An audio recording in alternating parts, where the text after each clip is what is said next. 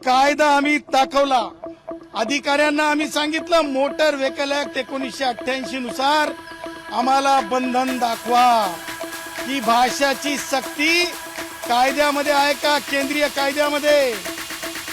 त्या अधिकारी महोदयांना माहित होतं की केंद्रीय कायद्यामध्ये तशा प्रकारची बंदी भाषा हीच बोलली पाहिजे, सक्ती नाही आहे.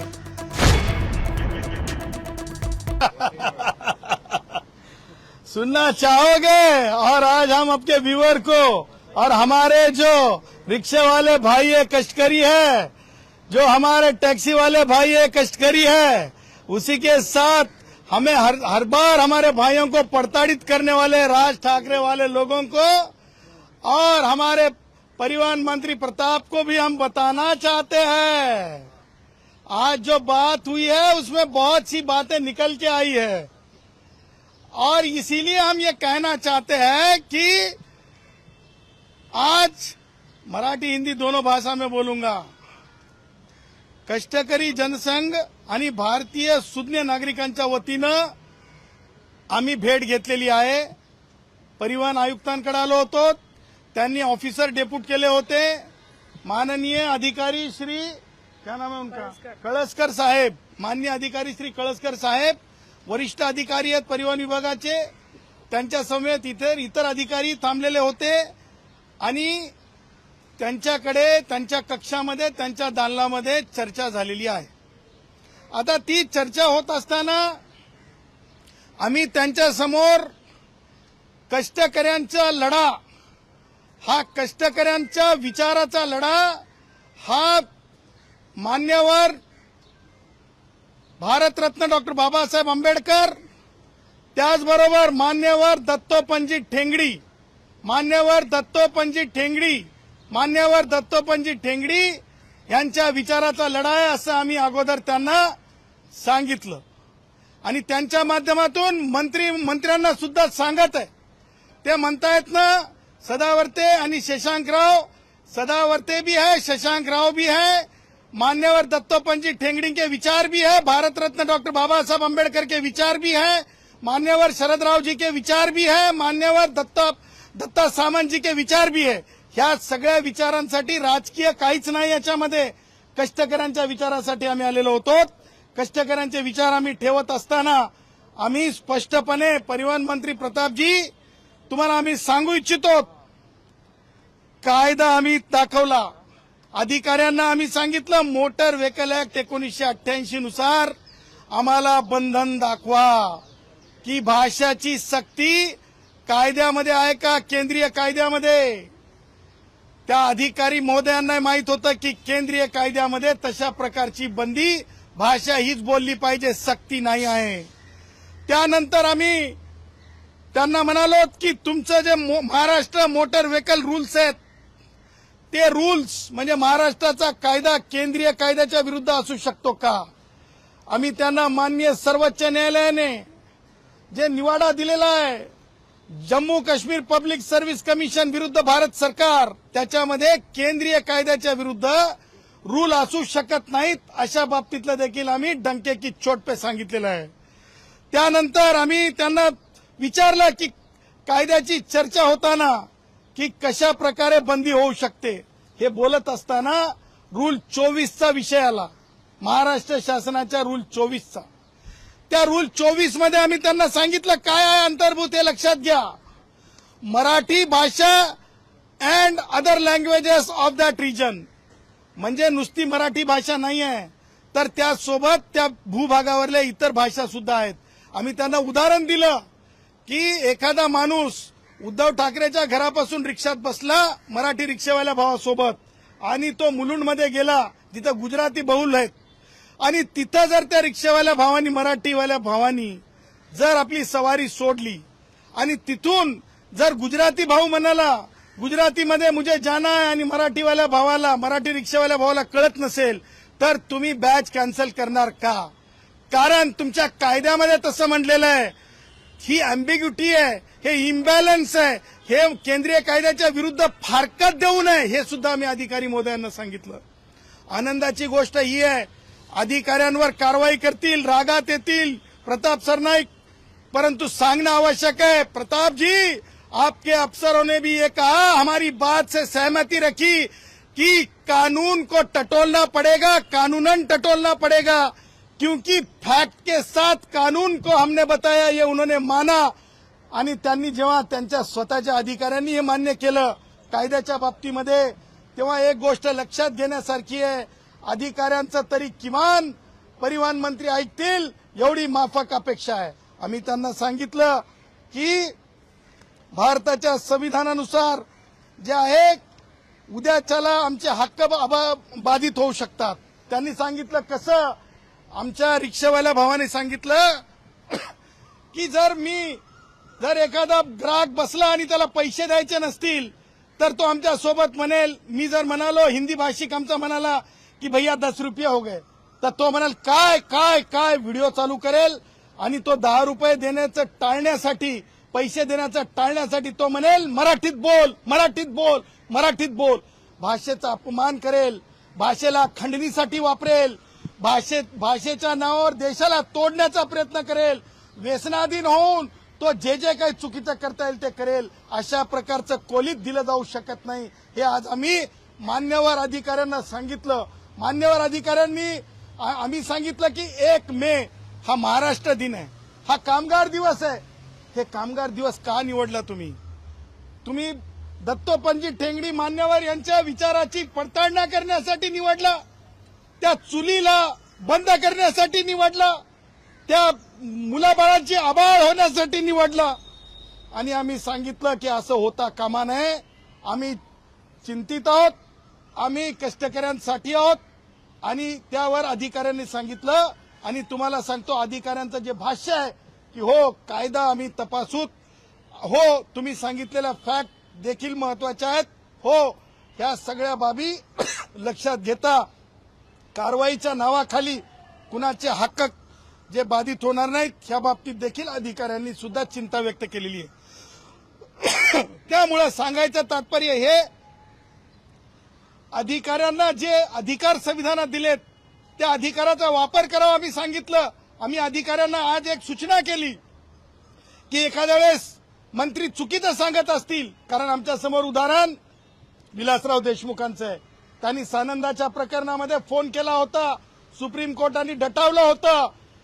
आम्ही तेच उदाहरण दिलेलं आहे की अधिकाऱ्यांना जर मंत्री चुकीचं सांगत असतील, चुकीचा सल्ला देत असतील तर तो सल्ला ऐकला जाऊ नये, त्या सल्ल्याच्या ऐवजी कायदा काय म्हणतो ते ऐकला जावं, असं देखील आम्ही अधिकाऱ्यांना विनंती केलेली आहे। एकंदरीत आजचं बोलणं कष्टकऱ्यांच्या बाबतीत आम्ही अधिकाऱ्यांच्या माध्यमातून शासनापर्यंत पोहोचवलं।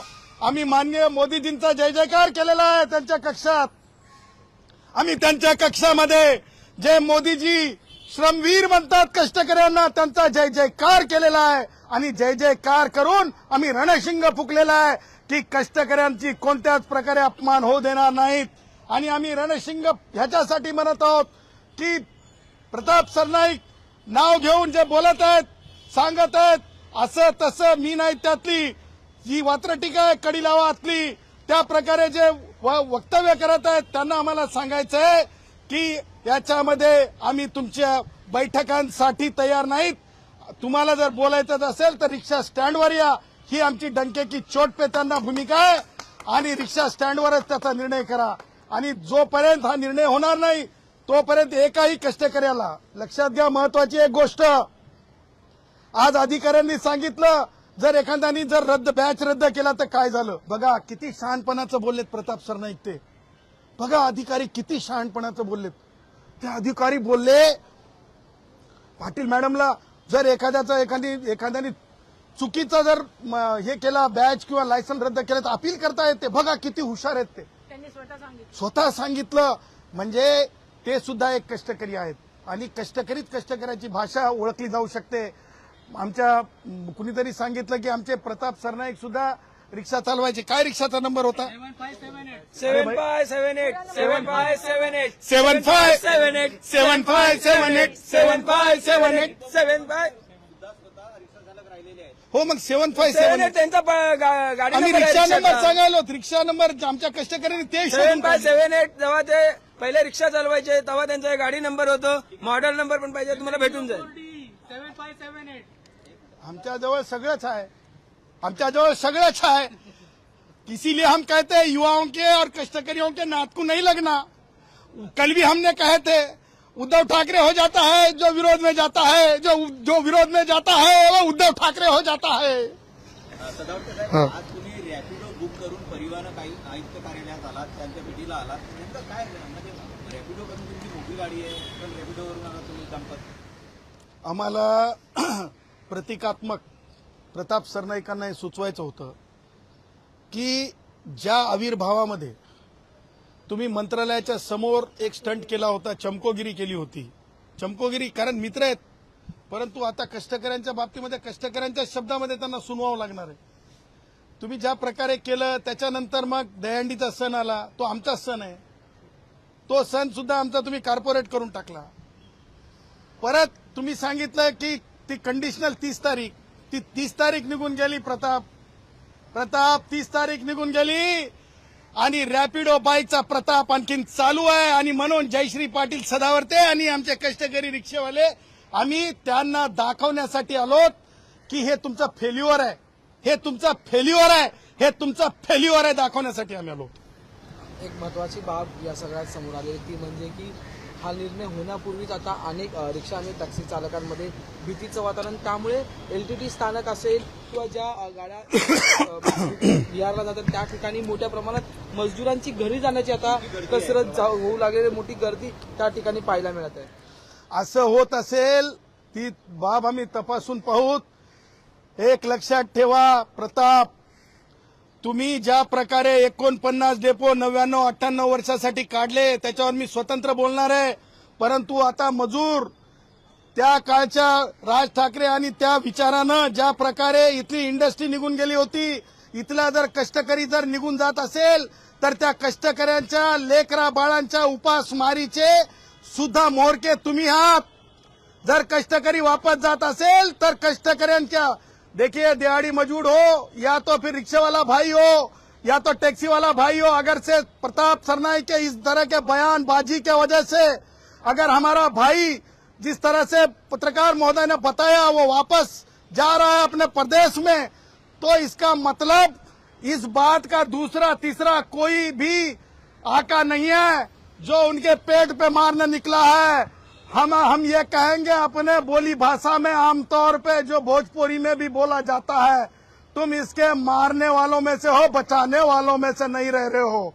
तुम मारने वाले में से बन गए हो प्रताप जी, तुम बचाने वालों में से नहीं रहे हो। इसलिए खबरदार इस तरह का पंगा नहीं लेना, वरना तुम बिला वजह उप मुख्यमंत्री एकनाथराव जी शिंदे साहब का जो है गरिमा नीचे ला रहे हो, एकनाथराव जी शिंदे साहब का इमेज नीचे ला रहे हो, उनके इज्जत को आप खराब कर रहे हो। राज ठाकरेंनी नुकतीच एक पोस्ट केली होती महिला विधेयकावर लिहिताना, त्यांनी म्हटलं होतं की या सगळ्या राज्यातून ही सगळी मंडळी आता गुजरात, केरळ आणि मुंबई त्यांची संख्या वाढू लागलेली आहे, स्वतःच्या राज्याचा विकास करत नाही आणि त्यामुळे या सगळ्यांचे लोंढे जे ते परराज्यात जाऊ लागलेले आहेत। आज गुजरातवर सुद्धा तशीच दृश्य जी आहेत ती मोठ्या प्रमाणात या राज्यातील लोकांची पाहायला मिळाली। बघा, राज ठाकरेला संविधान किती कळतंय मला माहित नाही, पण एकाच शब्दात सांगतो, एकाच वाक्यात सांगतो, राज ठाकरेला टोल टन टन टन चांगलं कळतंय, राज ठाकरेला कानात बोलायचं कळतंय आणि नवीन महापालिकेचे आयुक्त आले की ताबडतोब भेटायचं मात्र राहून जात नाही, एवढं मात्र सांगतो। आणि ब्रिज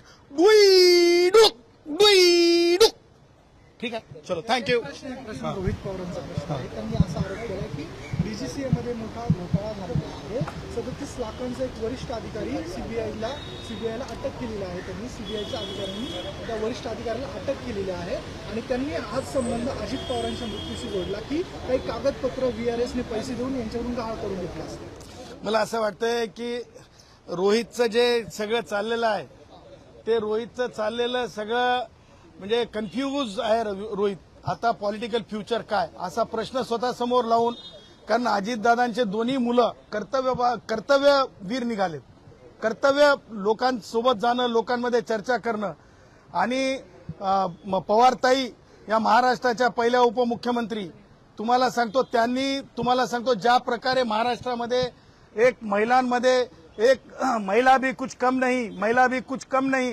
हे जे त्यांनी दाखवून दिलं, पुन्हा एकदा महाराष्ट्रातल्या सावित्रीआईच्या महाराष्ट्रामध्ये मा जिजाऊच्या महाराष्ट्रामध्ये, मा रमाईच्या महाराष्ट्रामध्ये ते रोहितला कुठंतरी अडचणीचं वाटत चाललंय. रोहितला कळतच नाही कुणाकडे जाऊन काय करू, म्हणजे अजितदादांच्या मुलाकडे जाऊन राजकारण करू की त्यांच्याकडे न जाता मला कुठं थारा आहे आणि कुठं सोय आहे. त्याच्यासाठी रोहित मला असं वाटतंय बेभान झालेला आहे, रोहित परेशान झालेला आहे. रोहित मला म्हणायचं नाही पण आमच्याकडे की नाही वात्र टिकेत. अरे यार जान दे यार, वो परेशान प्राणी आहे.